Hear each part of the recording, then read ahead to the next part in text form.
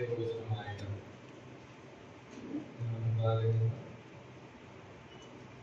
ശുശ്രൂഷിക്കാൻ ആവശ്യമുണ്ട് അവസരം നൽകി കൊടുത്തുകൊണ്ട് ഞാൻ ദൈവത്തെ സ്തുതിക്കുന്നു. കഴിഞ്ഞ പ്രാവശ്യം ഞാൻ വചനം സംസാരിക്കുന്ന സമയത്ത് ഒരു കൗസല്യ എന്ന് പറയുന്ന മാതാവിൻ്റെ കാര്യം സംഭവമായിട്ട് ഞാൻ പറഞ്ഞിരുന്നു. ഞാൻ പറഞ്ഞ വിഷയത്തെ സൂചിപ്പിച്ചപ്പോൾ പ്രിയപ്പെട്ടവരുടെ മകൾ രോഗിയാണെന്നും കൊച്ചുമകൾ ഓട്ടിസം ബാധിച്ചു കിടക്കുന്ന വ്യക്തിയാണെന്നാണ് ഞാൻ സൂചിപ്പിച്ചത്.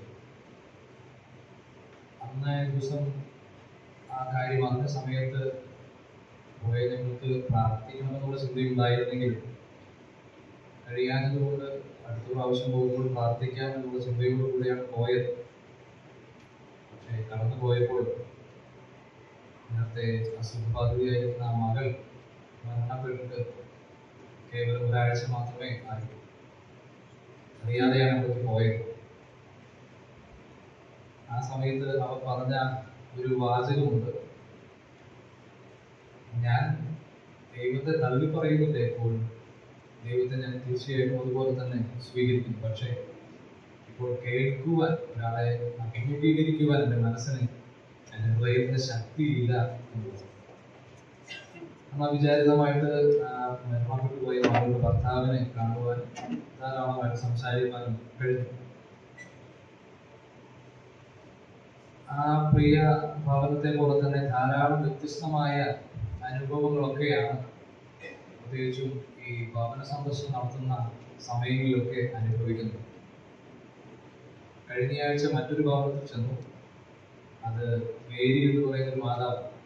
അത് പറയാൻ കാരണം നമ്മുടെ ചുറ്റുമുള്ള ആളുകൾ അനുഭവിക്കുന്ന വിഷയവും നമ്മൾ അവരെ എത്രമാത്രം പ്രാർത്ഥനയിൽ ഓർക്കണം എന്നുള്ളതും ഓർമ്മിപ്പിക്കുവാനാണ്. അത് പ്രാർത്ഥിക്കുന്നവരുമാണ്, അതുകൊണ്ട് കൂടെയാണ് പറയുന്നത്. ആ മാതാവിനോട് സംസാരിക്കാൻ ആരംഭിച്ചപ്പോൾ ആ ഭവനം അത്ര സുഖകരമായ അന്തരീക്ഷമല്ലാത്തത് കൊണ്ട് പോരണമോ എന്നൊരു ചിന്തയാണ് ആദ്യം വന്നതെങ്കിലും അല്പം കഴിഞ്ഞപ്പോൾ ഒരു മകൻ അവിടെ നിന്ന് വന്നു. കാണുമ്പോൾ അറിയാം അത്ര ബുദ്ധിയുള്ള അല്ലെങ്കിൽ ബുദ്ധിസ്ഥിരതയുള്ള വ്യക്തിയല്ല. അപ്പോൾ വന്ന സഹോദരൻ പറഞ്ഞു, ഞങ്ങൾ ഈ വീടുകളൊക്കെ വന്ന് സന്ദർശിച്ച് ക്ഷേമ വിവരങ്ങളൊക്കെ അറിഞ്ഞ് ദൈവത്തെ കുറിച്ച് പറയാനാണ് ഞങ്ങൾ വന്നിരിക്കുന്നത് എന്ന് പറഞ്ഞപ്പോൾ അമ്മ ചോദിച്ചു, മോനെ അവരെ എന്താ പറയുന്നത് എന്ന് ചോദിച്ചതിന് മറുപടിയായിട്ട് തമിഴിലാണ് പറഞ്ഞത്, അവർ വീട് സുത്തിപ്പാത്രത്തിൽ വന്ന ആളുകളാണ്. അപ്പോൾ വളരെ പെട്ടെന്ന്, അയ്യോ ഞങ്ങൾ അതിന് വന്ന ആളുകളല്ല, ഞങ്ങൾ ദൈവവചനം പറയാൻ വന്ന ആളുകളാണെന്ന് പറഞ്ഞു. ആ സംസാരിക്കുവാൻ ശ്രമിച്ച സമയത്ത് ആ ചുറ്റുപാടുകൾ എന്നറിയാൻ ശ്രമിച്ചപ്പോൾ ആ ഭവനത്തിൽ അവർ ആയിരിക്കുന്ന ആ ഭവനത്തിൽ തൻ്റെ അനിയത്തി ഉണ്ടായിരുന്നു. 9 മാസം മുൻപാണ് അനിയത്തി മരിച്ചിരിക്കുന്നത്. അത് കഴിഞ്ഞ് സംസാരിച്ച് വന്നപ്പോൾ കുടുംബത്തിൽ ആരുണ്ട്? 3 മക്കളുണ്ട്. ഒരാൾക്ക് മൂത്ത മകനുണ്ട്, രണ്ടാമത്തെ മകനാണ്. അവന് ബുദ്ധിക്ക് അത്ര സ്ഥിരതയില്ല എന്ന് പറഞ്ഞു. പിന്നെ ആരുള്ളത്? മകളാണുള്ളത്. മകൾ ഇപ്പോൾ ഇവിടെയില്ല, ചെന്നൈയിലാണ്. പക്ഷെ അദ്ദേഹത്തിന്റെ ആ മകളുടെ ഭർത്താവ് കഴിഞ്ഞ പ്രാവശ്യം മരിച്ചു പോയതാണ് എന്ന് പറഞ്ഞു. ആകെ മാനസികമായിട്ടൊരു പ്രയാസം അനുഭവിച്ചു. അത് കഴിഞ്ഞ് അല്പം കൂടി സംസാരിച്ചു വന്നപ്പോൾ ഇവർ തമിഴാണല്ലോ പറയുന്നത്, അപ്പോൾ നിങ്ങൾ തമിഴ്നാട്ടിലായിരുന്നു എന്ന് ചോദിച്ചപ്പോൾ ഞങ്ങളായിരുന്നു, പക്ഷെ എൻ്റെ ഭർത്താവ് മരിച്ചതിന് ശേഷം ഞാനിവിടെ വന്നില്ല. നമ്മുടെ ചുറ്റുമുള്ള ആളുകളൊക്കെ അനുഭവിക്കുന്ന വേദന അത് തീർത്തും വ്യത്യസ്തമാണ്.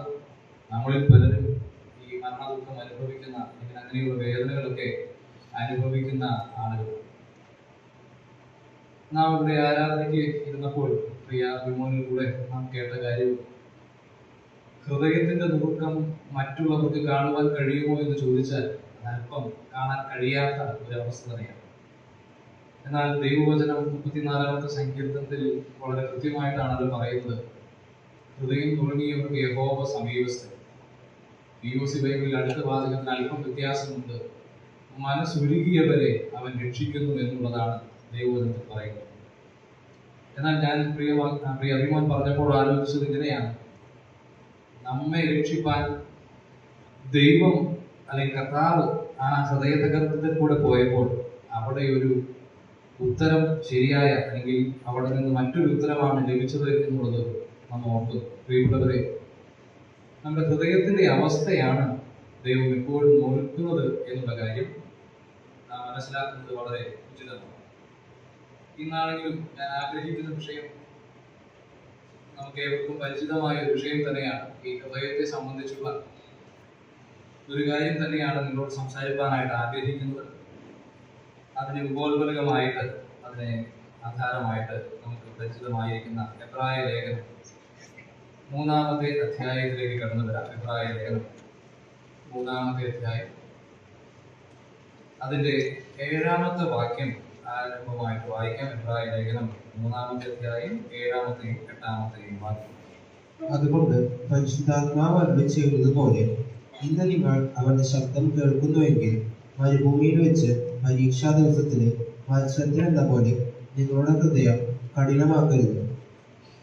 ഹൃദയം കഠിനമാക്കരുത് എന്നൊരു കാര്യം പറഞ്ഞുകൊണ്ടാണ് ഇവിടെ ഈ ലേഖനത്തിൽ പറയുന്നത്. ഈ ഉദ്ധരണിയാണ് എന്നുള്ള കാര്യം നമുക്ക് അറിവുണ്ട്. എന്നാൽ ഈ ലേഖനം ആരംഭിക്കുമ്പോൾ ഇവിടെ ആദ്യത്തെ 7-ാമത്തെ വാക്യത്തിൽ നമ്മൾ മലയാളത്തിൽ അതുകൊണ്ട് പരിശുദ്ധാത്മാവ് അരുളി ചെയ്യുന്നത് പോലെ ഇംഗ്ലീഷിൽ വായിക്കുമ്പോൾ അടുത്ത വാചകം കൂടെ അതിനോട് ചേർന്നാണ് 7-ാമത്തെ വാക്യം, ഇന്ന് നിങ്ങൾ അവന്റെ ശബ്ദം കേൾക്കുന്നുവെങ്കിൽ.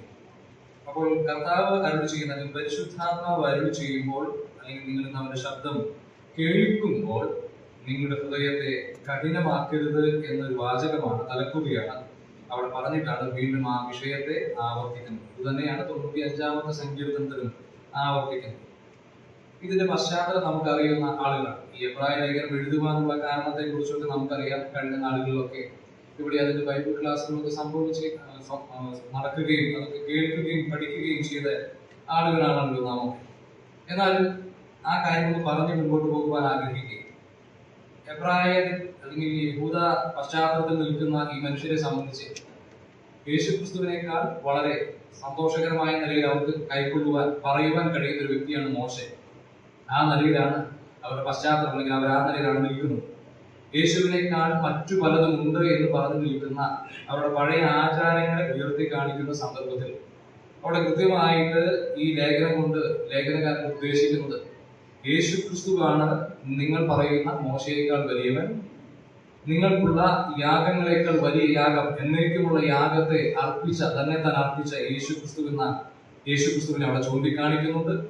വിശ്വാസ വീരന്മാരുടെ പട്ടിക നിൽക്കെ തന്നെ വിശ്വാസത്തിന്റെ പൂർത്തിമാനായിരിക്കുന്ന യേശുക്രിസ്തുവിനെ കാണിച്ചുകൊണ്ട് ആ യേശുക്രിസ്തുവിനെയാണ് നിങ്ങൾ പിൻഗമിക്കേണ്ടത് എന്ന് ആവർത്തിച്ചു പറയുവാൻ ആഗ്രഹിക്കുന്ന സന്ദർഭത്തിലാണ് ഈ കാര്യം ഇവിടെ പറയുന്നത്.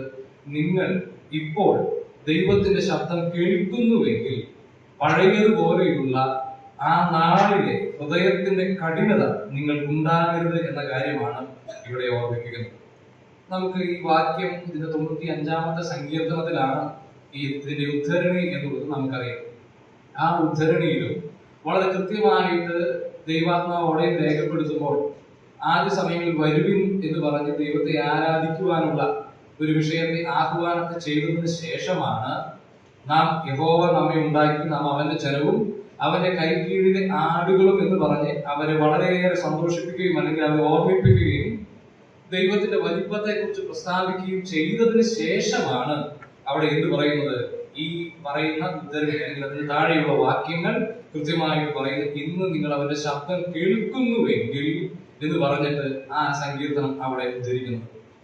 പഴയ തങ്ങളുടെ ജീവിതത്തിന്റെ പശ്ചാത്തലത്തെ ഓർമ്മിപ്പിച്ചിട്ട് ദൈവശബ്ദത്തിന് എതിരായിട്ട് നിൽക്കരുത് എന്ന കാര്യമാണ് ഇവിടെ ഓർമ്മിപ്പിക്കുന്നത്. അപ്പോൾ ഹൃദയത്തെ കഠിനമാക്കുന്ന ഒരു മനുഷ്യനിൽ നിന്ന് സ്വാഭാവികമായിട്ട് ഉണ്ടാകുന്ന ഒരു പ്രതികരണത്തെയാണ് ഇവിടെ സൂചിപ്പിക്കുന്നത്. ശബ്ദം കേൾക്കുമ്പോൾ അതിനെ ഗൗനിക്കാതിരിക്കുക, അല്ലെങ്കിൽ തിരസ്കരിച്ച് കളയുക, അതിനെ പിന്നിലേക്ക് വിടുക. കേൾക്കുന്നു എങ്കിൽ കൂടെയും അതിനെ കാര്യമായി പരിഗണിക്കാതെ വെറുതെ വിടുന്ന ഒരു സാഹചര്യത്തെ കുറിച്ചാണ് അവിടെ പറയുന്നത്. ഓർമ്മിപ്പിച്ച് പറയുകയാണ്, നിങ്ങൾ അങ്ങനെ ദൈവത്തിന്റെ ശബ്ദം കേൾക്കുമ്പോൾ എന്ത് ചെയ്യരുത്, തിരസ്കരിക്കരുത്, അതിനെ ഒഴിവാക്കി കളയരുത്, നെഗ്ലക്ട് ചെയ്യരുത് എന്നൊരു പദമാണ് ഇവിടെ പറയുന്നത്. നമുക്കറിയാം, നമ്മളൊക്കെ സാധാരണ ഫോൺ ഉപയോഗിക്കുന്ന ആളുകളാണ്. ഫോൺ ധാരാളമായിട്ട് ഉപയോഗിക്കുന്ന മനുഷ്യരാണ്. കൊച്ചു കുട്ടികൾക്കും ഫോൺ ആവശ്യമുണ്ട്. ഞാൻ വിചാരിക്കുന്ന ഇവിടെ ഏറ്റവും പ്രായമുള്ളവരുടെ ഇരിക്കുന്ന ആളുകൾക്കും ഫോൺ ആവശ്യമുണ്ട്. എല്ലാവർക്കും ഫോൺ ആവശ്യമുള്ള ആളുകൾ. എന്നാൽ നമ്മളിൽ തന്നെയുള്ള പല ആളുകളൊക്കെ ഈ ഫോൺ വളരെയേറെ ഉപയോഗിക്കുന്ന ആളുകൾ എന്ന് പറഞ്ഞാൽ ഫോണിലെ കോൾ വിളി അതിനെ അനുസരിച്ചിട്ടാണ് പലപ്പോഴും ജോലി സാഹചര്യങ്ങളൊക്കെ മുൻപോട്ട് പോകുന്നത്. എനിക്ക് ഇവിടെ കൂട്ടത്തിൽ പെട്ടെന്ന് പറയാൻ കഴിയുന്ന ഒരു വ്യക്തിയാണ് സാജൻ സഹോദരൻ. ഞാൻ മനസ്സിലാക്കുന്നതാണ് അദ്ദേഹം ശരി അങ്ങനെയാണോ എന്ന് അറിഞ്ഞുകൂടാ. താൻ ഫോൺ എപ്പോഴും സൈലന്റിലായിട്ട് കൊണ്ട് നടക്കുന്ന വ്യക്തിയാണ്. എപ്പോഴും ഫോൺ സൈലന്റിലാക്കി കൊണ്ട് നടക്കുന്ന വ്യക്തിയാണ്. പക്ഷെ അങ്ങനെയുള്ള സമയത്തും ആരെങ്കിലും വിളിച്ചാൽ ഉടനെ റിയാക്ട് ചെയ്യുന്ന ഒരാളാണ് അദ്ദേഹം. അത് ഞാൻ അങ്ങനെയാണ് മനസ്സിലാക്കുന്നത്.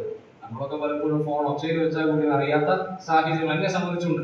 എന്നാൽ ഒരു സൈലന്റിൽ ഇരിക്കുന്ന ആ ഫോൺ, അല്ലെങ്കിൽ നമ്മുടെ സാമാന്യതയിൽ നമ്മുടെ മുമ്പിലിരിക്കുന്ന ഫോൺ ഒരു വട്ടം റിങ് ചെയ്താൽ, ഒരു വട്ടം വിളിച്ചു കഴിഞ്ഞാൽ നമ്മൾ സ്വാഭാവികമായിട്ടും അതിനോട് എന്ത് ചെയ്യും? പ്രതികരിക്കും. ആ ഫോൺ എന്താ റിങ് ചെയ്യുന്നത്, ആരാ വിളിക്കുന്നത് എന്നുള്ളത് നമ്മൾ നോക്കാറുണ്ട്. എന്നാൽ നമുക്ക് ഇഷ്ടമില്ലാത്ത ആളെ വിളിക്കുന്നു എന്ന് വിചാരിക്കുക. നമുക്ക് താല്പര്യമില്ലാത്ത അല്ലെങ്കിൽ ആ കോൾ എടുക്കുവാൻ ആഗ്രഹിക്കാത്ത ഒരു വ്യക്തിയാണ് നമ്മൾ വിളിക്കുന്നതെന്ന് വിചാരിക്കുക.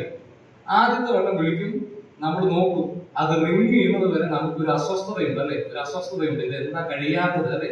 എന്താ അവസാനിക്കാത്തത് എന്നൊരു ചിന്ത നമ്മെ സാമാന്യ നിലയിൽ ഭരിക്കും. ആ ആള് പിന്നെയും ആവർത്തിച്ച് വിളിച്ചാലോ, പിന്നെയും ആ ഫോൺ ആവർത്തിച്ചു കഴിഞ്ഞാൽ പിന്നെയും നമ്മൾ നോക്കും, അതാരാ? ഇന്ന വ്യക്തിയാണ്. അപ്പോൾ നമ്മൾ എന്ത് ചെയ്യും? നമുക്കൊരു ശല്യം വരാതിരിക്കാൻ നമ്മൾ അവിടെ കൊണ്ടുവയ്ക്കും. മേശപ്പുറത്തോ അല്ല മറ്റേതെങ്കിലും ഭാഗത്തോ ഈ ഫോണിനെ കൊണ്ടുവയ്ക്കും. ആ വ്യക്തി തുടരെ വിളിച്ചാലോ, നമുക്കറിയാം ആരാ വിളിക്കുന്നത്, ആ വ്യക്തിയെ വിളിക്കുന്നത്. അതുകൊണ്ട് പിന്നീട് നമ്മൾ എന്ത് ചെയ്യില്ല, ആ വിളിക്കുന്നത് പോലും നമുക്കൊരു തടസ്സമല്ല. എന്ന് പറഞ്ഞാൽ ആ വിളി എത്ര വിളിച്ചാലും പിന്നെ നമുക്ക് എന്തല്ല, നമ്മുടെ പ്രവൃത്തി ചെയ്യാനോ നമ്മുടെ കാര്യങ്ങൾ ചെയ്യാനോ നമുക്കത് തടസ്സമല്ല. കാരണം എന്താ? നാം അത് ഉപേക്ഷിച്ചു കളഞ്ഞു. എന്ന് പറഞ്ഞാൽ ആ വിളിയെ ഞാൻ ഗൗനിക്കുവാനായിട്ട് ആഗ്രഹിക്കുന്നില്ല. ഫോൺ റിങ് ചെയ്യുന്നുണ്ട്, അവിടെ ശബ്ദിക്കുന്നുണ്ട്, അതൊക്കെ വാസ്തവമാണെങ്കിലും ഞാൻ എന്റെ മനസ്സുകൊണ്ട് എന്ത് ചെയ്തു? അതിന് ഞാൻ തിരസ്കരിച്ചു കഴിഞ്ഞാൽ അത് എത്ര പ്രാവശ്യം വിളിച്ചാൽ എനിക്ക് എന്തല്ല, അതൊരു യാതൊരു ബുദ്ധിമുട്ടുമായിട്ട് നിൽക്കുന്നില്ല. ഇതേ പശ്ചാത്തലം തന്നെയാണ് ഈ പശ്ചാത്തലം എന്ന് പറഞ്ഞാൽ ദൈവിക സന്ദേശം കേൾക്കുമ്പോൾ, ദൈവത്തിന്റെ വചനം നാം കേൾക്കുമ്പോൾ, ദൈവശബ്ദം നാം കേൾക്കുമ്പോൾ അത് ഹൃദയത്തെ കഠിനപ്പെടുത്തിക്കൊണ്ട് താല്പര്യമില്ലാത്ത മനോഭാവത്തോടുകൂടെ നാം അതിനെ തിരസ്കരിക്കുവാൻ ആരംഭിച്ചു കഴിഞ്ഞാൽ അത് പിന്നീട് കേൾക്കാതെ വണ്ണം നമ്മിൽ നിന്ന് അകന്നു പോകും എന്നുള്ള വിഷയത്തെ കുറിച്ചാണ് ഇവിടെ കൃത്യമായി ഓർമ്മിപ്പിക്കുന്നത്. അതുകൊണ്ടാണ് ഇങ്ങനെ പറഞ്ഞത്, പരിശുദ്ധാത്മാവ് ഇന്ന് നിങ്ങളോട് അരുളി ചെയ്യുമ്പോൾ, ആ ശബ്ദം ഇന്ന് നിങ്ങൾ കേൾക്കുമ്പോൾ, ദൈവത്തിന് കരുണ തോന്നിയിട്ട് നിങ്ങളോട് സംസാരിക്കുമ്പോൾ നിങ്ങൾ അന്നത്തെ പോലെ മെരീബയിലും മസാനാളിലും ഉള്ളതുപോലെ നിങ്ങളുടെ ഹൃദയത്തെ കഠിനപ്പെടുത്തിയിട്ട് ആ ശബ്ദം കേൾക്കാതെ വണ്ണം നിങ്ങളുടെ ഹൃദയത്തെ അടച്ചു കളയരുതേ എന്നുള്ള ആ സന്ദേശമാണ് എബ്രായക്കാർക്ക് പറഞ്ഞുകൊണ്ട് ആരംഭിക്കുന്നത്. എന്റെ പ്രിയപ്പെട്ടവരെ, നമ്മുടെ ജീവിതത്തോടുള്ള ബന്ധത്തിലും ദൈവത്തിന് എത്രയും കരുണയുള്ളത് കൊണ്ടാണ് നാം ഇന്നും ദൈവവചനം കേൾക്കുന്നത് എന്നുള്ള വാസ്തവം നമുക്കറിയാം. ഈ ഇസ്രായേൽ മക്കളെ സംബന്ധിച്ച് സങ്കീർത്തനം 95 ആ വിഷയം പറയുമ്പോൾ ഇസ്രായേൽ മക്കൾക്ക് ദൈവത്തിന്റെ ശബ്ദം കേൾക്കാതിരുന്ന സാഹചര്യത്തെ കുറിച്ച് വളരെ വ്യക്തതയുള്ള ആളുകൾ നാം ആ 1 ശമൂവേലിന്റെ പുസ്തകം 3-ാമത്തെ അധ്യായത്തിലേക്ക് വരുമ്പോൾ ആ വാക്യം ഒന്ന് വായിക്കാമല്ലോ. 1 ശമൂവേലിന്റെ പുസ്തകം 3-ാമത്തെ അധ്യായം, അതിന്റെ 1-ാമത്തെ വാക്യം ഒന്ന് വായിക്കാം. 1 ശമൂവേലിന്റെ പുസ്തകം 3-ാമത്തെ അധ്യായം. ശമൂവേൽ ബാലൻ ഏലിയുടെ മുമ്പാകെ യഹോവയ്ക്ക് ശുശ്രൂഷ ചെയ്തു പോന്നു. ആ കാലത്ത് യഹോവയുടെ വചനം ദുർലഭമായിരുന്നു, ദർശനമേറെയില്ലായിരുന്നു. നമുക്ക് പരിചിതമായ ഒരു വേദഭാഗമാണ്. ശമൂവേൽ ബാലന്റെ കാലഘട്ടത്തിൽ അവിടെ ആ കാലത്ത് യഹോവയുടെ വചനം ദുർലഭമായിരുന്നു, ദർശനം ഏറെയില്ലായിരുന്നു. ലളിതമായ ഭാഷയിൽ പറഞ്ഞാൽ ദൈവം ശബ്ദിക്കാതെ, ദൈവം സംസാരിക്കാതെ, ദൈവത്തിന്റെ ഇടപെടലുകൾ ഇല്ലാതെ എന്തു ചെയ്യണമെന്ന് അറിയാതെ ജീവിക്കുന്ന ഒരു പരിസ്ഥിതിയിലാണ് ആ കാലഘട്ടത്തിൽ നിൽക്കുന്നത്. എന്നാൽ ഇതിന്റെ ചരിത്ര പശ്ചാത്തലം നാം ഒന്ന് പരിശോധിച്ചു കഴിഞ്ഞാൽ, ഞാൻ ഈ പറയുന്ന കാര്യങ്ങൾ നമുക്ക് അറിയുന്ന കാര്യങ്ങളാണ്, എന്നാൽ ലളിതമായ ഭാഷയിൽ വിശദീകരിച്ച് പറയുന്നത് നമുക്കത് കൃത്യമായിട്ട് മനസ്സിലാക്കുവാൻ, അതിന് പ്രാധാന്യം ഓർക്കുവാനുമാണ്. ഈ ശമൂവേൽ ബാലനോടുള്ള ബന്ധത്തിൽ ഈ കാലഘട്ടം നാം പിന്നിലേക്ക് തിരിഞ്ഞു പോയാൽ യോശുവയുടെ പുസ്തകം 24-ാമത്തെ അധ്യായത്തിൽ അവിടെ യോശുവ പറയുന്ന ഒരു പ്രസ്താവനയുണ്ട്. നിങ്ങൾക്ക് വേണമെങ്കിൽ എന്ത് ചെയ്യാം? അപ്പുറത്ത് നദിക്കക്കരെ വെച്ച് നിങ്ങൾ സേവിച്ചു വന്ന ദൈവത്തെ വേണമെങ്കിൽ സേവിക്കാം. ആ വിഗ്രഹാരാധനയിലേക്കും അന്യാരാധനയിലേക്കും തിരിച്ചു പോകാം. പക്ഷേ ഞാനും എന്റെ കുടുംബവും ഞങ്ങൾ സാധാരണ ഇവിടെ നിന്ന് പറയാറുണ്ട്, പലപ്പോഴും എനിക്ക് തോന്നിപ്പോകാറുണ്ട്, ദൈവമേ ബാക്കിയുള്ളവരൊക്കെ വേണ്ട എന്ന് വെച്ചിട്ടാണ്. അല്ല, അവിടെ പ്രത്യേക സാഹചര്യത്തിൽ യോശുവ ആ കാര്യം പറയുന്നത്, നിങ്ങൾക്ക് ആരെ വേണമെങ്കിലും സേവിക്കാം, നിങ്ങൾ എന്തിനെ സേവിച്ചാലും ഞങ്ങൾ എന്ത് ചെയ്യും? ഞാൻ എന്ത് ചെയ്യും? ഞാനും എന്റെ കുടുംബവുമോ ഞങ്ങൾ യഹോവയെ സേവിക്കുവാനായിട്ട് പോകെ.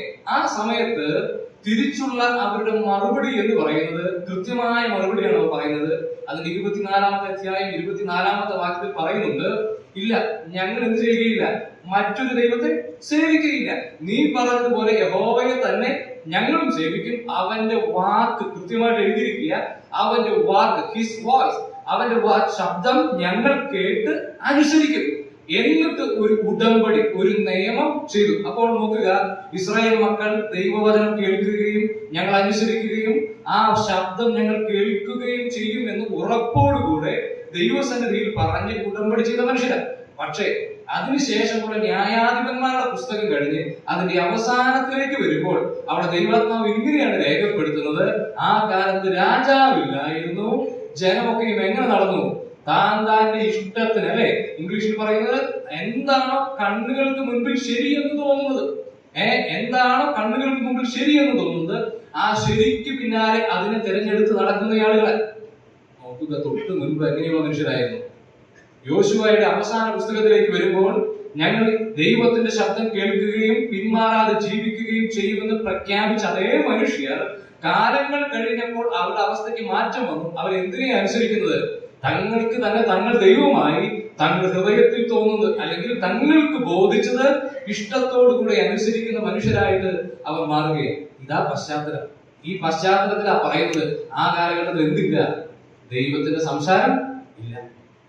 തങ്ങൾക്ക് ഇഷ്ടമുള്ളത് ചെയ്യുന്ന ഇഷ്ടമുള്ളതുപോലെ ജീവിക്കുന്ന പശ്ചാത്തലത്തിലേക്ക്, സാഹചര്യത്തിലേക്ക് ഈ മനുഷ്യർ കടന്നു വന്നപ്പോൾ ദൈവത്തിന്റെ ശബ്ദം ആർക്ക് കേൾക്കാൻ കഴിയാതെയായി?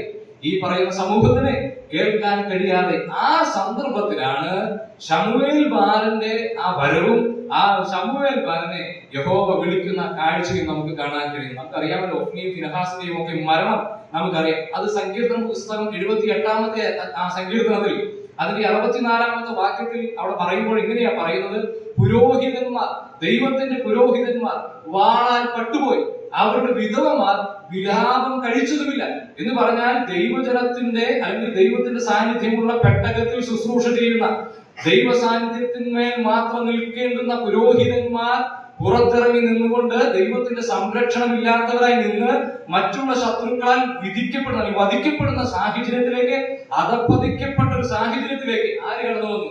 ഈ പറയുന്ന ഇസ്രായേൽ മക്കൾ കടന്നു വന്നിരിക്കുക. എന്റെ പ്രിയപ്പെട്ടവരെ, അത്രയും ദാരുണമായിരിക്കുന്ന ഒരു സാഹചര്യത്തിലേക്ക് വന്നപ്പോഴാണ് നമുക്കറിയുന്നത് പോലെ ആ ഒഫ്നി ഫിനഹാസിന്റെയും ചരിത്രം നമുക്കറിയാം. ഇത് കേട്ട് അവർ പട്ടുപോയെന്ന് കേട്ട് ഏലി മരിക്കുന്നു. തന്റെ മരുമകളായിരിക്കുന്നവൾ ഒരു കുഞ്ഞിനെ പ്രസവിക്കുന്ന കാഴ്ചയും കാണാം. അവിടെ താൻ ഇടുന്ന പേരുണ്ട്. പേരിങ്ങനെയാണല്ലോ, ഈഖാബ്. അതിന്റെ മലയാള വിവർത്തനം അവിടെ കൃത്യമായിട്ട് എഴുതിയിട്ടുണ്ട്. ദൈവത്തിന്റെ മഹത്വം ഇസ്രായേലിൽ നിന്ന് പോയി. ദൈവശബ്ദം കേൾക്കാതെ വന്നു കഴിഞ്ഞാൽ സംഭവിക്കുന്ന വലിയൊരു വിഷയത്തെ കുറിച്ച് ഓർമ്മിപ്പിച്ചിട്ടാണ് സങ്കീർത്തനത്തിൽ കൃത്യമായിട്ട് പറയുന്നത്, അതുപോലെയുള്ള അനുഭവത്തിലേക്ക് നിങ്ങൾ വരരുത് എന്ന് പറഞ്ഞാൽ ഇസ്രായേലിൽ നിന്ന് ദൈവത്തിന്റെ മഹത്വം പോയി, പുരോഹിതന്മാർ പട്ടുപോയി, യഹോവയുടെ സാന്നിധ്യമായിരിക്കുന്ന ആർക്ക് പെട്ടകം പിടിക്കപ്പെട്ടു പോയി, ദൈവ സാന്നിധ്യം ഇല്ലാത്ത ഒരു ജനമായി നിൽക്കുന്ന സാഹചര്യത്തെ ഓർമ്മിപ്പിച്ചിട്ട സങ്കീർത്തനക്കാരൻ പറയുന്നത്, ഇന്ന് നിങ്ങൾ യഹോവയുടെ ശബ്ദം കേൾക്കുന്നുവെങ്കിൽ നിങ്ങളുടെ ഹൃദയത്തെ കഠിനമാക്കിയിട്ട് എന്ത് ചെയ്യരുത്? അതിനെ തിരസ്കരിക്കരുത്, പകരം അതിനെ ഉൾക്കൊള്ളുവാനായിട്ട് കഴിയണം എന്നുള്ള വസ്തുത അവിടെ ഓർമ്മിപ്പിക്കുക. എന്താ നമ്മുടെയൊക്കെ പശ്ചാത്തലം എന്ന് ചോദിച്ചാൽ വലിയ വ്യത്യാസമില്ല. ഞാൻ നേരത്തെ പറഞ്ഞല്ലോ, ഈ ഹൃദയകാഠിന്യം എന്ന് പറയുന്ന വിഷയം വളരെ പ്രധാനപ്പെട്ട ഒരു വിഷയമായിട്ടാണ് ദൈവവചനത്തിൽ പറയുന്നത്. ഞാനിവിടെ ചിന്തിക്കുകയായിരുന്നു ഇവിടെ ഇരുന്നപ്പോൾ, ഈ അനൗൺസ്മെന്റ് നടത്തുന്ന വിപിൻ സഹോദരനാണല്ലോ അനൗൺസ്മെന്റ് നടത്തിയത്. ഈ അനൗൺസ്മെന്റ് നടത്തിയപ്പോൾ അതിൽ ചൊവ്വാഴ്ച പ്രാർത്ഥനയെ കുറിച്ച് പറയുന്നുണ്ട്, വ്യാഴാഴ്ച ബൈബിൾ ക്ലാസിനെ കുറിച്ച് പറയുന്നുണ്ട്, മറ്റു പ്രവർത്തനങ്ങളെ കുറിച്ച് പറയുന്നുണ്ട്. ഈ അനൗൺസ്മെന്റ് എത്ര പേരെ ബാധിക്കുന്നു? ഞാൻ ചോദ്യത്തിന്റെ അർത്ഥം മനസ്സിലായെന്ന് ഞാൻ വിചാരിക്കുന്നു. ചൊവ്വാഴ്ചയിലും വ്യാഴാഴ്ചയിലും ഒരു പ്രയാസം കൂടാതെ കടന്നു വരുവാൻ കഴിയുന്ന ധാരാളം ആളുകളുള്ള ഒരു സഭയാണെന്നാണ് ഞാൻ മനസ്സിലാക്കുന്നത്. ഒന്ന് ശ്രമിച്ചു കഴിഞ്ഞാൽ സാമാന്യ നിലയിൽ ധാരാളം ആളുകൾക്ക് കടന്നു വന്നിരുന്ന് ഒരുപോലെ അനുഗ്രഹം പ്രാപിക്കുവാൻ കഴിയുമാറുള്ള പശ്ചാത്തലവും ചുറ്റുപാടുമാണ് നമുക്കുള്ളത്. പക്ഷേ ഈ അനൗൺസ്മെന്റ് പല ആവർത്തി കേട്ടാലും ഇപ്പോഴും എന്നെ ബാധിക്കുന്നില്ല എന്നുള്ള നിലയിൽ അതിനെ തള്ളിക്കളയുവാൻ തക്കവണ്ണം നമ്മുടെ ഹൃദയം കഠിനപ്പെട്ട് കഴിഞ്ഞില്ലേ? ഞായറാഴ്ചകൾ മാത്രം ഇവിടെ കടന്നു വരിക എന്നുള്ള ലക്ഷ്യബോധത്തിൽ മാത്രമല്ലേ നമ്മുടെയൊക്കെ ജീവിതങ്ങളായി തീരുന്നത്? ഇവയൊക്കെ പ്രസ്താവിക്കുന്നത് അതിനൊക്കെ ഒരു അസ്വസ്ഥത വരും. എന്താ ഇത്? ഞാൻ കേൾക്കേണ്ടവനാണല്ലോ, ഞാൻ പോകാത്തവനാണല്ലോ, ഞാൻ ചെയ്യാത്തവനാണല്ലോ. പക്ഷേ സമയങ്ങൾ മാഞ്ഞുതോറും അല്ലെങ്കിൽ കടന്നു പോകും തോറും നമ്മുടെ ഉള്ളിൽ തോന്നുന്ന, ഞാനടക്കമുള്ള നമ്മുടെ ഉള്ളിലൊക്കെ തോന്നുന്ന ഒരു ചിന്തയുണ്ട്, ഇതൊന്നും എന്നെ ബാധിക്കുന്ന വിഷയമല്ല. എന്റെ പ്രിയപ്പെട്ടവരെ, നമ്മുടെ ജീവിതത്തെ ഒന്ന് പരിശോധിച്ചാലും അറിയാം. രക്ഷിക്കപ്പെട്ടു എന്ന് ഞാൻ അവകാശപ്പെടും. വളരെ കാലങ്ങളായിട്ട് ഈ രക്ഷയുടെ അനുഭവത്തിൽ ജീവിക്കുന്നു എന്ന് പറയുകയും ദൈവത്തെ ആരാധിക്കുകയും ചെയ്യുന്നു. ഞാൻ ചോദിക്കുന്നു, നമ്മുടെ ജീവിതത്തിൽ വന്ന പ്രകടമായ മാറ്റം എന്താണ്? രക്ഷിക്കപ്പെട്ടു എന്നുള്ളതിന്റെ തെളിവായിട്ട് പ്രകടമായ മാറ്റം എന്താണ്? വെള്ളിമണിയിട്ട് വരുന്ന കാര്യമല്ല അവിടെ പറഞ്ഞത്. നമ്മുടെ സാധാരണ നിലയിൽ ബന്ധുക്കൂസുകാരെന്നോ അല്ലെങ്കിൽ മൃതംകാരെന്ന് പറഞ്ഞു കഴിഞ്ഞാൽ വെള്ളയും വെള്ളിയിട്ട് വരുന്ന ആളുകളാണ് കൂടുതൽ നമ്മൾ നോക്കി കഴിഞ്ഞാൽ ഇപ്പോൾ കൂടുതൽ വെള്ള ഡ്രസ്സ് വാങ്ങുന്ന സ്വഭാവമാകുന്നു എന്നുള്ള കാര്യമല്ല ഞാൻ ചോദിച്ചതിന്റെ ആശയം. നമ്മുടെ വ്യക്തിപരമായ ജീവിതത്തിൽ സ്വഭാവത്തിൽ വന്ന മാറ്റം എന്താണ്? എന്റെ മനസ്സിൽ പലപ്പോഴും ചില കാര്യങ്ങൾ വരുമ്പോൾ പ്രതികരിക്കരുത് എന്ന് തോന്നാറുണ്ട്. പക്ഷെ പലപ്പോഴും അറിയാതെ പ്രതികരിച്ചു പോകുമ്പോൾ അതിനുശേഷം വരുന്ന കുറ്റബോധം പിന്നീട് ദിവസങ്ങളോളമാണ് നിൽക്കുന്നത്. പ്രതികരിക്കരുതെന്ന് ആഗ്രഹിച്ച് പ്രാർത്ഥിക്കുന്നു, കാര്യങ്ങൾ ചെയ്യുന്നു. പക്ഷേ പ്രതികരിച്ചു പോകുമ്പോൾ യാതൊരു മനസാക്ഷിയുടെ ഉള്ളിൽ പിന്നെ നീച്ചല. നമുക്ക് എല്ലാവർക്കും ഉള്ള അനുഭവങ്ങൾ. എന്റെ പ്രിയപ്പെട്ടവരെ, ഞാൻ ചോദിക്കട്ടെ, എന്ത് മാറ്റമാണ് നമ്മുടെ ഹൃദയത്തിന് വന്ന മാറ്റം? ഹൃദയത്തിന്റെ അവസ്ഥയെ ശരിക്കും പരിശോധിച്ചു കഴിഞ്ഞാൽ രക്ഷിക്കപ്പെട്ടു എന്ന് നാം അവകാശപ്പെടുന്നുവെങ്കിലും നമ്മുടെ സ്വഭാവത്തിന്മേൽ വന്ന രൂപാന്തരം എന്താ? ദൈവിക സ്വഭാവത്തോട് ചേർന്ന് നിൽക്കുന്നത് നമ്മെ സംബന്ധിച്ച് എന്ത് മാറ്റമാണ് വന്നത്? അങ്ങനെയെങ്കിൽ ഞാൻ ചോദിക്കട്ടെ, നമ്മുടെ ഹൃദയം കഠിനപ്പെട്ടു തുടങ്ങിയില്ലേ? ഈ ദൈവവചനം ആവർത്തിച്ചുകൂടെ പ്രസംഗിക്കുമ്പോൾ, ഈ ദൈവവചനം ആവർത്തിച്ച് കേൾക്കുമ്പോൾ ഇതിനനുസരിച്ച് എന്റെ ജീവിതത്തെ മാറ്റണമെന്നുള്ള നിർബന്ധ ബുദ്ധി എന്നെ ഭരിക്കാറുണ്ടോ? ഞാൻ എന്നെയാ പറയുന്നത്, ഞാൻ മറ്റാരെയാണ് വിധിക്കുന്നത്. എന്റെ ഉള്ളിൽ ഈ ദൈവവചനം ആവശ്യപ്പെടുമ്പോൾ ഞാൻ ഇത് നിർബന്ധമായി ചെയ്യുന്നില്ലെങ്കിൽ അയ്യോ ദൈവമേ, ഞാൻ ശിക്ഷയ്ക്ക് വിധേയരാകും എന്നുള്ള കാര്യം മനസ്സിലാക്കിയിട്ട് വേദനയോടുകൂടെ ദൈവസന്നിധിയിൽ പ്രാർത്ഥിക്കുവാൻ കഴിയുമോ?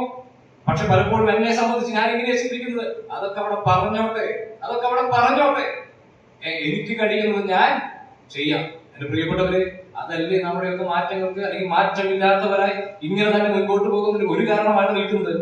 അതുകൊണ്ടാണ് കൃത്യമായിട്ട് പറയുകയാണ്, ഇന്ന് പരിശുദ്ധാത്മാവ് നമ്മുടെ ഹൃദയത്തോട് സംസാരിക്കുമ്പോൾ, നമ്മുടെ ഹൃദയത്തോട് പറയുമ്പോൾ എന്ത് ചെയ്യണം?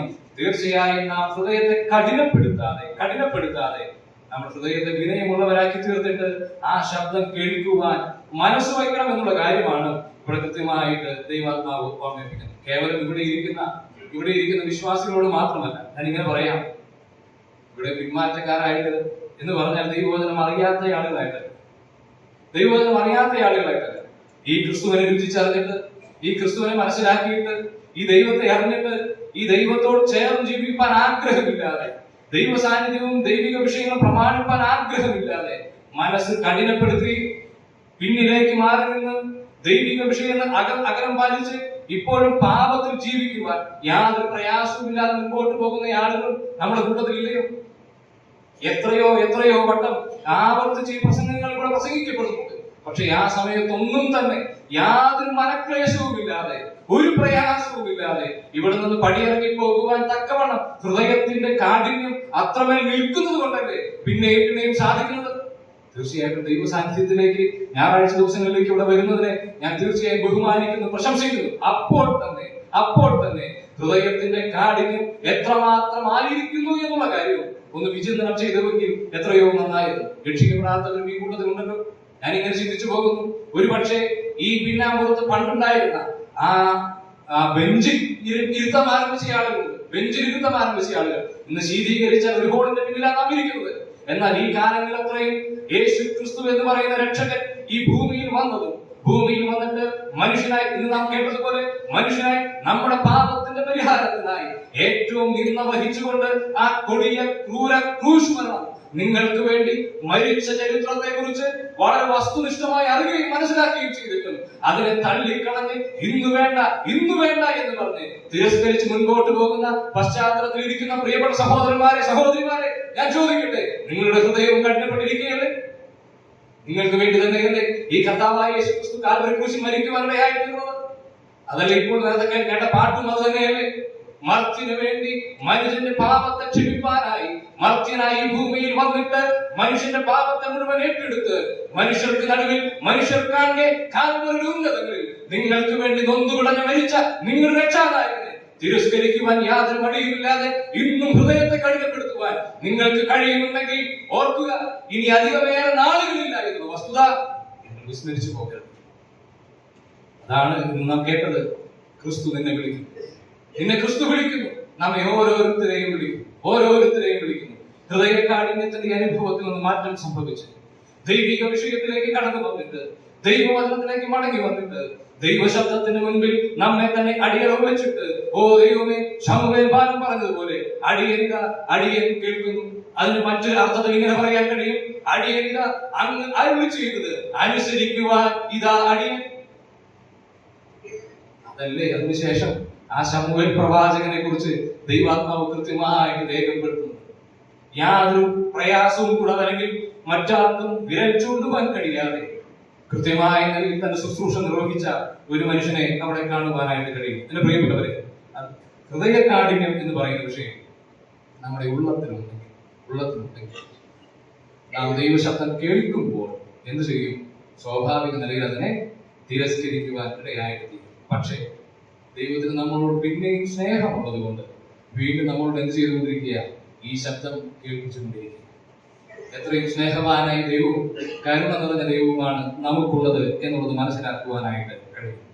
ഈ രണ്ടാമത്തെ വാക്യം ഒരിക്കൽ കൂടെ വായിക്കാം. എട്ടാമത്തെ വാക്യം ഒരിക്കൽ കൂടെ, ഈ എബ്രായ ലേഖനം 3-ാമത്തെ അധ്യായം അതിന്റെ 8-ാമത്തെ വാക്യം. ഇന്ന് നിങ്ങൾ അവന്റെ ശബ്ദം കേൾക്കുന്നുവെങ്കിൽ മരുഭൂമിയിൽ വെച്ച് പരീക്ഷാ ദിവസത്തിലെ മത്സരത്തിലെന്ന പോലെ നിങ്ങളുടെ ഹൃദയം കഠിനമാക്കരുത്. ഇവിടെ ഒരു വിഷയം പറഞ്ഞിട്ടാണ് ഹൃദയത്തെ കഠിനമാക്കരുത് എന്ന് പറയുന്നത്. മരുഭൂമിയിൽ പരീക്ഷാ ദിവസത്തിലെ മത്സരത്തിൽ എന്ന പോലെ, നമുക്കറിയുന്നത് പോലെ എവിടെയാണ് ഇവരുടെ ഈ മത്സരം ആരംഭിച്ചത് എന്നുള്ള കാര്യം നമുക്കറിയാം. ആ വേദഭാഗം കൂടെ നമുക്കൊന്ന് പരിശോധിച്ച് സമയത്തിന്റെ ഉള്ളിൽ നിർത്താൻ. ബാക്കിയുള്ള ഭാഗങ്ങൾ ചിന്തിക്കുവാൻ ആഗ്രഹിക്കുന്നില്ല. ആ ഭാഗം കൂടെ നമുക്ക് ചിന്തിപ്പാനായിട്ട് ശ്രമിക്കുന്നു. പുറപ്പാട് പുസ്തകം 17-ാമത്തെ അധ്യായത്തിലേക്ക് വരാമോ? ഇതിന്റെ പശ്ചാത്തലം, ഈ പറയുന്ന വാക്യത്തിന്റെ പശ്ചാത്തലം അവിടെയാണല്ലോ കാണും. പുറപ്പാട് പുസ്തകം 17-ാമത്തെ അധ്യായം അതിന്റെ 7-ാമത്തെ വാക്യത്തിലാണ് ഈ പരീക്ഷ എന്നും കലഹം എന്നും പറയുന്ന ആ മസയും വെരീവയും നമുക്ക് അവിടെ കാണുവാനായിട്ട് കഴിയുന്നു. അതിന്റെ 2-ാമത്തെ വാക്യം, 17-ാമത്തെ അധ്യായം 2-ാമത്തെ വാക്യം ഒന്ന് വായിക്കാമോ? അതുകൊണ്ട് ജനം മോശയോട്, ഞങ്ങൾക്ക് കുടിപ്പാൻ വെള്ളം തരിക എന്ന് കലഹിച്ചു പറഞ്ഞതിന് മോശ അവരോട്, നിങ്ങൾ എന്നോട് എന്തിന് കലഹിക്കുന്നു? നിങ്ങൾ യഹോവയെ പരീക്ഷിക്കുന്നത് എന്ത് എന്ന് പറഞ്ഞു. ഇവിടെ ഈ വിഷയം ഉണ്ടായതിനു ശേഷമാണ് 5-ാമത്തെ വാക്യത്തിൽ അവിടെ കടന്നു ചെന്ന് നിങ്ങൾ നദിയെ അടിക്കുവാനായിട്ട് പറഞ്ഞ്, അല്ലെങ്കിൽ യഹോവ ആ പാറയെ അടിക്കുവാനായിട്ട് പറഞ്ഞ്, 6-ാമത്തെ വാക്യത്തിൽ പാറയെ അടിക്കുവാനായി പറഞ്ഞ് അതിൽ നിന്ന് വെള്ളം പുറപ്പെടുന്നത്. 7-ാമത്തെ വാക്യത്തിൽ നാം നേരത്തെ പറഞ്ഞതുപോലെ ആ മോശയെ അവർക്ക് പേരിടുന്നതും നാം അവിടെ കാണുന്നു. ഞാൻ ചിന്തിച്ചാൽ നമുക്കറിയുന്ന കാര്യമാണ്, ഈ ഇസ്രായേൽ മക്കൾ ദൈവത്തോട് മത്സരിക്കുകയും എതിർത്ത് നിൽക്കുകയും. മത്സരം എന്ന് പറയുന്നത് ദൈവവചനത്തെ അറിയാത്തത് കൊണ്ട് സംഭവിക്കുന്ന ഒരു കാര്യമല്ല. അത് നമുക്കറിയാം. ദൈവവചനത്തെ അറിയാത്തത് കൊണ്ട് സംഭവിക്കുന്ന ഒരു കാര്യമല്ല. പെട്ടെന്ന് മനസ്സിലാക്കുവാനായിട്ട് ശ്രമിച്ചു കഴിഞ്ഞാൽ, സാധാരണ നിലയിൽ നമുക്ക് റോഡ് ക്രോസ് ചെയ്ത് പോവുകയാണെങ്കിൽ, പ്രത്യേകിച്ച് ടിമ്മികളൊക്കെ മുൻപോട്ട് പോവുകയാണെങ്കിൽ സാധാരണ നിലയിൽ ഞാൻ കാണുന്നത് കൊച്ചുമക്കളെ കൈ പിടിക്കാറുണ്ട്. ഈ കൈ പിടിച്ച് മുൻപോട്ട് പോകുന്നത് തീർച്ചയായും അവരെ അപ്പുറത്തേക്ക് കൊണ്ടുപോകുമ്പോൾ സുരക്ഷിതനായിരിക്കണം എന്നുള്ള നിർബന്ധത്തിലാണ് ഇത് ചെയ്യുന്നത്, ഈ കൈകൾ പിടിക്കുന്നത്. എന്നാൽ ആ പിടിച്ച കൈയിനെ തട്ടി മാറ്റി പോവുകയാണെങ്കിൽ, ആ പിടിച്ച കൈ വേണ്ട എന്ന് പറഞ്ഞതിനെ ഉപേക്ഷിച്ച് മുൻപോട്ട് പോവുകയാണെങ്കിൽ, ആ ഒരു അർത്ഥമാണ് എന്ന് പറയുന്നത് മത്സരം എന്ന വാക്കുകൊണ്ട് അർത്ഥമാക്കുന്നത്. എല്ലാ സംരക്ഷണവും ഉറപ്പുവരുത്തിയിട്ടുണ്ട് എന്നുള്ളതും ഈ കൈകൾക്ക് പിടിച്ചു കഴിഞ്ഞാൽ അപ്പുറത്തേക്ക് എത്താമെന്നുള്ളതും അറിയാം. പക്ഷേ അപ്പോൾ തന്നെ അതിന് താല്പര്യമില്ലാത്തത് കൊണ്ട് അതിനെ തട്ടിക്കളയുന്ന ഒരു പ്രവണതയാണ് കേൾക്കുന്നത്. ഇതേ ആശയം തന്നെയാണ് ഇവിടെയും കാണുവാൻ കഴിയുന്നത്. ഇവർക്ക് ഇപ്പോൾ ദാഹിക്കുന്നു, അല്ലെങ്കിൽ ജലത്തിന്റെ ആവശ്യം ഇവർക്കുണ്ട്. പക്ഷേ ദൈവത്തെ കുറിച്ച് ഇവർ അറിയാത്തവരാണ്. ദൈവം വഴി നടത്തുമെന്ന് അറിയാത്ത ആളുകളാണ്. കൃത്യമായ നിലയിൽ ദൈവം ഇവരെ വഴി നടത്തുമെന്ന് വളരെ കൃത്യമായി മനസ്സിലാക്കിയ മനുഷ്യരാണ്. ഇസ്രായേൽ മക്കൾ ഇസ്രായേലിൽ നിന്ന കാലഘട്ടത്തിൽ, ആ കാലഘട്ടത്തിൽ അവിടെയുള്ള ആ ഫറവോനുള്ള ബന്ധത്തിൽ അവിടെ ധാരാളം ബാധകൾ, 10 ബാധകൾ വരികയും അതിനുശേഷം ചെങ്കടൽ വിഭാഗിക്കപ്പെടുകയും അവർക്ക് വെള്ളം കുടിപ്പാൻ കൊടുക്കുകയും മന്ന വർഷിപ്പിക്കുകയും പകലും രാത്രിയും അവരെ വഴി നടത്തുവാൻ മേഘസ്തംഭം നിൽക്കുന്ന ആ പശ്ചാത്തലത്തിൽ ജീവിക്കുന്ന ആളുകളാണ്. എന്ന് പറഞ്ഞാൽ ഓരോ ദിവസവും കാലത്ത് മന്ന പെറുക്കി കാളയെ പെറുക്കി ജീവിക്കുന്ന മനുഷ്യരാണ്. രാത്രിയിലും പകലും മേഘസ്തംഭം അഗ്നിസ്തംഭം അവർക്ക് കാവലായി നിന്നുകൊണ്ട് അത് അനുഭവിച്ചുകൊണ്ടിരിക്കുന്ന മനുഷ്യരാണ്. അങ്ങനെ യഹോവ അവരോട് കൂടെയുള്ളപ്പോൾ തന്നെ, യഹോവ അവരെ വഴി നടത്തുന്നു എന്ന് അറിയുമ്പോൾ തന്നെ, ആ സമയത്ത് തന്നെ ഇവരെന്ത് ചോദിക്കുകയാണ്? ഞങ്ങളെ കൊല്ലുവാനാണോ മിസ്രയീം ദേശത്തു നിന്ന് ഇവിടേക്ക് കൊണ്ടുവന്നത്? ആ ആശയത്തിൽ കലഹിച്ചു സംസാരിക്കുന്ന പറയുന്നത് അല്ലെ പറയുന്നത്. 2ാമത്തെ വാക്യത്തിൽ പറയുന്നത് കലഹിച്ചു പറഞ്ഞു എന്ന് പറഞ്ഞാൽ വളരെ ദേഷ്യത്തോടുകൂടെ, ആക്രോശത്തോടുകൂടെ, ഉപദ്രവിക്കുന്ന സ്വഭാവത്തോടുകൂടെ, വളരെ വളരെ മോശമായ നിലയിൽ മോശയോട് സംസാരിക്കുന്ന സാഹചര്യത്തിലാണ് നിങ്ങൾ എന്തിന് കലഹിക്കുന്നു എന്നുള്ള കാര്യം അവിടെ ചോദിക്കുന്നത്. അപ്പോൾ ആ കാര്യം പറഞ്ഞിട്ടാണ് ദൈവാത്മാവ് ഓർമ്മിപ്പിക്കുന്നത്. ദൈവത്തിന്റെ സംരക്ഷണം ലഭിച്ചുകൊണ്ടിരിക്കുമ്പോഴും, ദൈവത്തെ ആസ്വദിച്ചുകൊണ്ടിരിക്കുമ്പോഴും, ദൈവം നിങ്ങളോട് കൂടെയുണ്ടെന്ന് നിങ്ങൾ അറിഞ്ഞുകൊണ്ടിരിക്കുമ്പോഴും, ദൈവത്തെ ചോദ്യം ചെയ്യുന്ന, ദൈവത്തിനെതിരെ നിൽക്കുന്ന നിങ്ങളുടെ സ്വഭാവത്തെ പോലെ, നിങ്ങളുടെ ഹൃദയത്തെ, പഴയ സ്വഭാവത്തെ പോലെ നിങ്ങളുടെ ഹൃദയത്തെ കഠിനപ്പെടുത്തരുത് എന്നുള്ള വിഷയമാണ് ഇവിടെ പറയുന്നത്. ഇവിടെ കൊണ്ട് ഈ കാര്യം അവസാനിക്കുന്നുണ്ടോ? നമുക്കറിയാം, വേദപുസ്തകം വായിക്കുന്ന നമ്മളെ സംബന്ധിച്ച് നമുക്കറിയാവുന്ന വിഷയമാണ്. സംഖ്യാപുസ്തകം 20ാമത്തെ അധ്യായത്തിൽ വരുമ്പോൾ ഇതിന് സമാനമായ മറ്റൊരു വിഷയവും അവിടെ കാണുന്നുണ്ട്. 20ാമത്തെ അധ്യായം, ആ 20ാമത്തെ അധ്യായത്തിലേക്ക് വരുമ്പോൾ ഇതേ സെയിം കാര്യം തന്നെ, ഇതിനോട് സമമായ കാര്യം തന്നെ അവിടെ പറയുന്നുണ്ട്. അതിന് 5ാമത്തെ വാക്യം ഒന്ന് വായിക്കാമോ? സംഖ്യാപുസ്തകം 20ന്റെ 5ാമത്തെ വാക്യം. ഈ വല്ലാത്ത സ്ഥലത്ത് ഞങ്ങളെ കൊണ്ടുവരുവാൻ നിങ്ങൾ മിസ്രയീമിൽ നിന്ന് ഞങ്ങളെ പുറപ്പെടുവിച്ചത് എന്തിന്? ഇവിടെ വിത്തും അത്തിപ്പഴവും മുന്തിരിപ്പഴവും മാതളപ്പഴവും ഇല്ല, കുടിപ്പാൻ വെള്ളവുമില്ല എന്ന് പറഞ്ഞു. എനിക്ക് ഈ വാക്യം വായിക്കുന്ന സമയത്ത് എന്റെ മനസ്സിൽ പെട്ടെന്ന് വരുന്ന ചിന്ത എന്ന് പറയുന്നത്, ഇതുപോലെ തന്നെ ഒരു രാത്രിയിൽ ഒരു കുടുംബത്തിനെ വിസിറ്റ് ചെയ്യുവാനായിട്ട് ഞാൻ വേറൊരു സഹോദരൻ പോയ സമയത്ത് അന്ന് അവിചാരിതമായിട്ട് ഭക്ഷിക്കാൻ കിട്ടിയ കാര്യം ഇതുപോലെ കുറെ വിത്തുകളാണ്. ചോദിച്ചപ്പോൾ ഇത് മത്തങ്ങയുടെ കുരാന്ന് പറഞ്ഞു. ഞാൻ അതിശയിച്ചു പോയി. മത്തങ്ങയുടെ കുരൊക്കെ തിന്നുന്ന സാധനമാണോ? മത്തങ്ങയുടെ കുരു. അപ്പോൾ ഇപ്പോഴത്തെ വിത്തുകൾ എന്ന് പറയുന്നത് എന്താ? വളരെ ന്യൂട്രീഷൻ ആയിട്ടുള്ള വിഷയമായതുകൊണ്ട് ഇന്ന് ആളുകൾ ആരോഗ്യം സംരക്ഷിക്കുന്ന ആളുകളൊക്കെ കഴിക്കുന്ന കാര്യങ്ങളാണ്. ഇവിടെ പറഞ്ഞിരിക്കുന്ന ഈ കാര്യമൊക്കെ നോക്കിക്കഴിഞ്ഞാൽ വിത്ത്, അത്തിപ്പഴം, മുന്തിരിപ്പഴം, മാതളപ്പഴം എന്നൊക്കെ പറഞ്ഞു കഴിഞ്ഞാൽ നമ്മൾ ആരും കഴിക്കുന്നുണ്ടോ എനിക്ക് അറിഞ്ഞുകൂടാ. ഇത് രാത്രിയിൽ ഇരുന്ന് കഴിക്കുന്ന ആളുകൾ ചിലപ്പോൾ കണ്ടേക്കാം.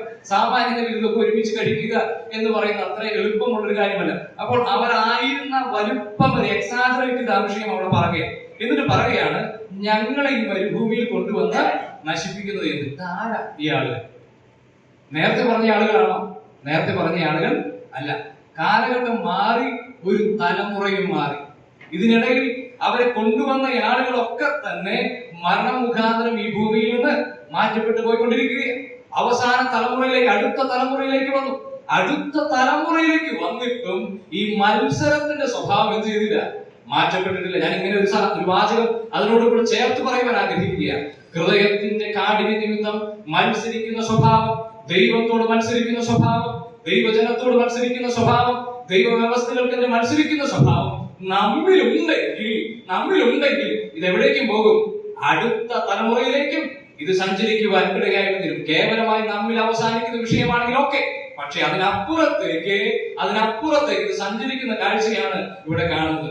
അത് മാത്രവുമാണോ ഈ മോശ അവിടെ ചെയ്ത പ്രവൃത്തി നമുക്കറിയാം. മോശയോട് എന്താ പറഞ്ഞുള്ള കർത്താവ്? പാറയോട് കൽപ്പിക്കാനേ പറഞ്ഞുള്ളൂ. പക്ഷേ ആവർത്തിച്ചുള്ള ഇവരുടെ ഈ സ്വഭാവത്തിൽ മനം തൊന്ന മോശ എന്താ ചെയ്തത്? പാറയെ അടിച്ചു. ഞാനിങ്ങനെ പറയട്ടെ, നമ്മെ സൂക്ഷിച്ചു മേയ്പാൻ ഏൽപ്പിച്ച ദൈവ സമൂഹത്തിന്, ദൈവജനത്തിന് ഉത്തരവാദിത്തപ്പെട്ടവരെയും അവർക്ക് പോലും വാഗ്ദത്ത ദേശത്തേക്ക് പ്രവേശിക്കുവാൻ കഴിയാതെ വണ്ണം, അല്ലെങ്കിൽ ഏറ്റവും ഉന്നതമായ ആത്മീക സ്ഥിതി അനുഭവിക്കുവാൻ കഴിയാതെ വണ്ണം ആക്കി തീർക്കുവാൻ മത്സരമുള്ള ഒരു ജനത്തിന് കഴിയുമെന്നുള്ള വസ്തുത നാം മറന്നുപോകരുത്. നമ്മെ മാത്രമല്ല, നമ്മുടെ തലമുറയെ മാത്രമല്ല, അതിനപ്പുറത്ത് നമ്മെ മേയ്ക്കുന്നവരെയും എന്ത് ചെയ്യാൻ കഴിയും? ശരിയായ ലക്ഷ്യത്തിലേക്ക് എത്തിക്കാതിരിക്കുവാൻ നമ്മെ കൊണ്ട് കഴിയും എന്നുള്ളത്. അതുകൊണ്ടാണ് അഹരോനോട് മോശയും പറഞ്ഞത്, നിങ്ങൾ എവിടേക്കാണ് ഉദ്ദേശിച്ചത് അവിടേക്ക് നിങ്ങൾ എത്തിച്ചേരുവാൻ സാധ്യതയില്ല, നിങ്ങൾ കാണുകയില്ല എന്നുള്ളത്. എത്രയും ഹൃദയകാഠിന്യമുള്ള മനുഷ്യൻ എന്ന് പറഞ്ഞാൽ ദൈവത്തെ അറിയാം, ദൈവത്തിന്റെ എല്ലാ പ്രവൃത്തികളും അവർ കണ്ടവരാ, തങ്ങൾ ആ കാര്യങ്ങൾ മനസ്സിലാക്കിയവരാ. പക്ഷെ ആ സമയത്തും അവർ ആ കാര്യങ്ങൾ മനസ്സിലാക്കാതെ ദൈവത്തെ പരീക്ഷിക്കുന്ന കാര്യം, മത്സരത്തോടുകൂടെ പരീക്ഷിക്കുന്ന കാര്യം നമുക്ക് അവിടെ കാണുവാനായിട്ട് കഴിയുന്നുണ്ട്. ഈ കാര്യത്തെ കുറിച്ച് പറയുമ്പോൾ 78-ാമത്തെ സങ്കീർത്തനത്തിലാണ് ഇതിന്റെ വിശദീകരണമൊക്കെ ധാരാളമായിട്ട് പറയുന്നത്. അവിടെ പറയുമ്പോൾ അതിന്റെ 78-ാമത്തെ സങ്കീർത്തനം 17-18 വാക്യം വായിക്കാം. 78-ാമത്തെ സങ്കീർത്തനം അതിന്റെ 17-18 വാക്യം. എങ്കിലും അവർ അവനോട് പാപം ചെയ്തു, അത്യുന്നതനോട് മരുഭൂമിയിൽ വെച്ച് മത്സരിച്ചു കൊണ്ടിരുന്നു. തങ്ങളുടെ കൊതിക്ക് ഭക്ഷണം ചോദിച്ചുകൊണ്ട് അവർ ഹൃദയത്തിൽ ദൈവത്തെ പരീക്ഷിച്ചു. അവിടെ നോക്കുക, തങ്ങളുടെ കൊതിക്ക്, അല്ലെ അങ്ങനെയല്ലേ എഴുതി, തങ്ങളുടെ കൊതിക്ക് ഭക്ഷണം ചോദിച്ചുകൊണ്ട് അവർ ഹൃദയത്തിൽ ദൈവത്തെ പരീക്ഷിച്ചു. ആവശ്യത്തെക്കാൾ ഉപരി ദൈവം ഇന്നത് പ്രവർത്തിക്കുമോ എന്നൊരു ചോദ്യം മുൻപിൽ വെച്ചുകൊണ്ട് ദൈവത്തെ പരീക്ഷിക്കുന്ന കാഴ്ചയാണ് നമുക്ക് അവിടെ കാണുവാനായിട്ട് കഴിയുന്നത്. ഇനി അവരുടെ കൊതിക്ക് മാറ്റം വന്നുവോ? 29, 30 വാക്യങ്ങൾ വായിക്കാമോ? അങ്ങനെ അവർ തിന്ന് തൃപ്തരായി തീർന്നു. അവർ ആഗ്രഹിച്ചത് അവൻ അവർക്ക് കൊടുത്തു. അവരുടെ കൊതിക്ക് മതി വന്നില്ല.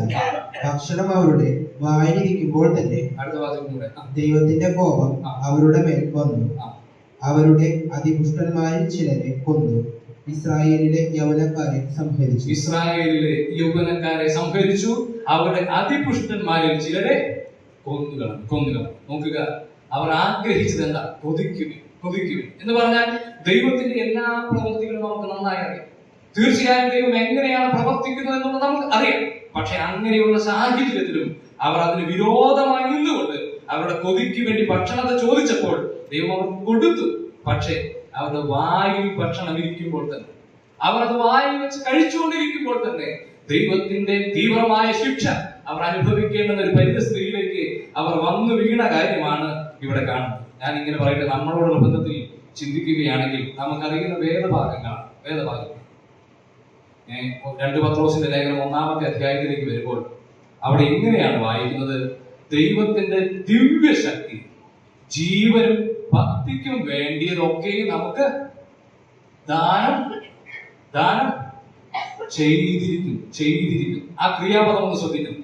ദൈവത്തിന്റെ ദിവ്യശക്തി നമ്മുടെ ജീവനും ഭക്തിക്കും ആവശ്യമായതൊക്കെ തന്നെ ദാനം ചെയ്തിരിക്കുന്നു. ഇനി എഫേസ്യ ലേഖനം 1-ാമത്തെ അധ്യായത്തിൽ വായിച്ചാലും അവിടെ കൃത്യമായിട്ട് പറയുന്നുണ്ട്. അവിടെ പറയുന്ന കാര്യം എന്താ?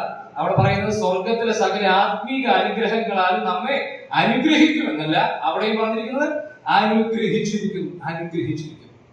ഈ ഭൂമിയിൽ നിത്യജീവനോടുള്ള ബന്ധത്തിൽ എന്തു വേണമോ ആ കാര്യം കൃത്യമായ ദൈവം നമുക്ക് നൽകിയിട്ടുണ്ട്. പോരാ, ദൈവത്തെ അനുസരിച്ച് ഭക്തിയോടുകൂടെ ജീവിച്ച് ഈ ലോകമോഹങ്ങളെ വിട്ടുകളഞ്ഞിട്ട് ദിവ്യ സ്വഭാവത്തിന് കൂട്ടാളികളായി ഭക്തിയോടുകൂടെ ജീവിപ്പാൻ എന്തൊക്കെ എനിക്ക് ആവശ്യമുണ്ടോ അതൊക്കെയും ആര് ദാനം ചെയ്തിട്ടുണ്ട്? ദൈവം ദാനം ചെയ്തിട്ടുണ്ട്. പക്ഷെ എന്നിട്ടും നമ്മുടെ ആവശ്യങ്ങൾക്ക് കുറവുണ്ടോ? സഹോദരൻ തമാശ രൂപേണ പറഞ്ഞൊരു കാര്യം ഇങ്ങനെയാണ്: നമ്മുടെയൊക്കെ ഇപ്പോഴത്തെ പ്രാർത്ഥനാ മീറ്റിങ്ങുകൾക്ക് പോയാൽ ഏകദേശം ഒരു ആട്ടിൻകൂട്ടിൽ പോയതുപോലെയാ തോന്നുന്നത്. ആട്ടിൻകൂട്ടിൽ മനസ്സിലായിട്ട് അതുകൊണ്ട് ചോദിച്ചാൽ എന്താ ഉദ്ദേശിച്ചത്? ഈ ആട്ടിൻകൂട്ടിൽ പോയ ആള് പറഞ്ഞ കാര്യം ഇങ്ങനെയാണ്: ഈ ആളുകൾക്ക് അറിയുന്നത് എങ്ങനെയാണ്? മേ എന്നുള്ള ഒരു രീതിയാണല്ലോ അവർ കരച്ച്. നമ്മുടെ പ്രാർത്ഥനകൾക്ക് പോയാൽ ഇത് തന്നെ കേൾക്കാൻ കഴിയുക: തരണമേ, നോക്കണമേ, ചെയ്യണമേ. ഈ മേ എന്നുള്ള പദം തന്നെയാണ് എപ്പോഴും കേൾക്കുവാൻ ഉള്ളത് എന്ന് താൻ ഒരു രസമായിട്ട് പറയുവാനിടയിൽ. പ്രിയപ്പെട്ടവരെ, ഞാൻ ചോദിക്കട്ടെ, എന്തിനാ ദൈവം നമുക്ക് കുറവ് വരുത്തിയിരിക്കുന്നത്? നമ്മളോടുള്ള ബന്ധത്തിൽ ദൈവം കൃത്യമായിട്ട് പറഞ്ഞിട്ടുണ്ട്, നിങ്ങൾക്ക് ഏത് പ്രശ്നമുണ്ടെങ്കിലും ഏത് സാഹചര്യം ഉണ്ടെങ്കിലും അവസാനത്തോ, ഇന്ന് പാടിയ പാട്ടിന്റെയും അവസാനത്തെ വരിയത് തന്നെയായിരുന്നു, നിങ്ങളെ സംരക്ഷിക്കുവാൻ ലോകാന്ത്യത്തോളം നിങ്ങളോട് കൂടെ ആരുണ്ട്? ഞാനുണ്ട്. ഇത് ഉറപ്പോടുകൂടെ പറഞ്ഞിരിക്കുക. ഈ ദൈവം നമ്മോട് കൂടെ ഉള്ളപ്പോഴും പലപ്പോഴും ദൈവത്തെ പരീക്ഷിക്കുന്ന, നമ്മുടെ ഇഷ്ടത്തിനനുസരിച്ച് ദൈവത്തോട് പരീക്ഷിച്ച് ചോദിക്കുന്ന എത്രയോ ചോദ്യങ്ങൾ നമ്മുടെ ഹൃദയത്തിന്റെ ഉള്ളിൽ നിന്ന് പ്രാർത്ഥനാ രൂപത്തിൽ പോലെ കടന്നു വരാറുണ്ട്. അതിന് പ്രിയപ്പെട്ടവരെ, എന്താ അത് കാണിക്കുന്നത്? നമ്മുടെ ഹൃദയത്തിന്റെ കാഠിന്യമല്ലേ? ഒരു സഹോദരനെ കൂടെ പ്രാർത്ഥനയ്ക്കിരിക്കുമ്പോൾ അദ്ദേഹം പ്രാർത്ഥിച്ചൊരു വാചകം ഇങ്ങനെയാണ്: ഞങ്ങളെ ആത്മീയരാക്കുവാനായി അങ്ങ് നൽകിയ അനുകൂലവും പ്രതികൂലവുമായ സാഹചര്യത്തിന് നന്ദി എന്ന് താൻ പ്രാർത്ഥിച്ചു. ആ പ്രാർത്ഥനയ്ക്ക് ഞാൻ ആമേൻ പെട്ടെന്ന് പറയാൻ പ്രയാസം തോന്നി. കാരണം ഇതുവരെയുള്ള പ്രതികൂലമൊക്കെ, ഇനി വരുന്ന പ്രതികൂലം അത് ദൈവമേ എന്നൊരു ചിന്തയാണ് വന്നത്. പക്ഷേ താൻ വളരെ സന്തോഷവാനായി താൻ ഇങ്ങനെയാ പറഞ്ഞത്: ഇല്ല സഹോദര, അത് ഞാൻ പതിവായി ദൈവത്തെ ഓർത്ത് സ്തോത്രം ചെയ്യുന്ന ഒരു വിഷയമാണെന്ന് താൻ അതിനുശേഷം പറഞ്ഞു. ഞാനിങ്ങനെ പറയട്ടെ, നമ്മുടെ ജീവിതത്തിൽ വരുന്ന പല സാഹചര്യങ്ങളിൽ ദൈവമുണ്ട് എന്ന് തിരിച്ചറിയുവാൻ കഴിയുന്ന വിധം നമ്മളോട് ദൈവം പ്രവർത്തിച്ചിട്ടുണ്ട്. അതിനെതിരെ പ്രവർത്തിക്കുന്ന ആളുകളായി നാം മാറിപ്പോകുന്ന സാഹചര്യമില്ലേ? പക്ഷേ ഇന്ന് ദൈവം നമ്മോട് വീണ്ടും സംസാരിക്കും. ദൈവശബ്ദം നമ്മെ വീണ്ടും കേൾപ്പിക്കുമ്പോൾ നിങ്ങൾ എന്ത് ചെയ്യരുത്, നാം എന്ത് ചെയ്യരുത്, ഞാൻ എന്ത് ചെയ്യരുത്? ഹൃദയത്തെ കഠിനമാക്കാൻ.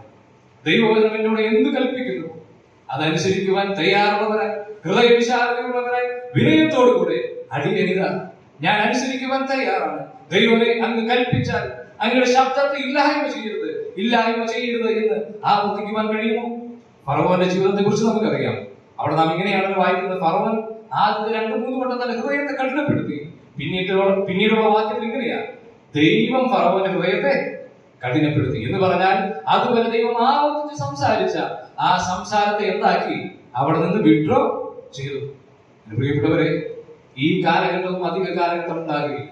ഈ ദൈവശബ്ദം ഇവിടെ മുഴങ്ങുന്ന ഈ ചരിത്രത്തിന്, അല്ലെങ്കിൽ ഈ സമൂഹ സാക്ഷ്യത്തിന്, അല്ലെങ്കിൽ ഈ സമയത്തിന് ഒരു പക്ഷേ അധികം നീട്ടമുണ്ടാകും എന്ന് എനിക്ക് തോന്നുന്നില്ല.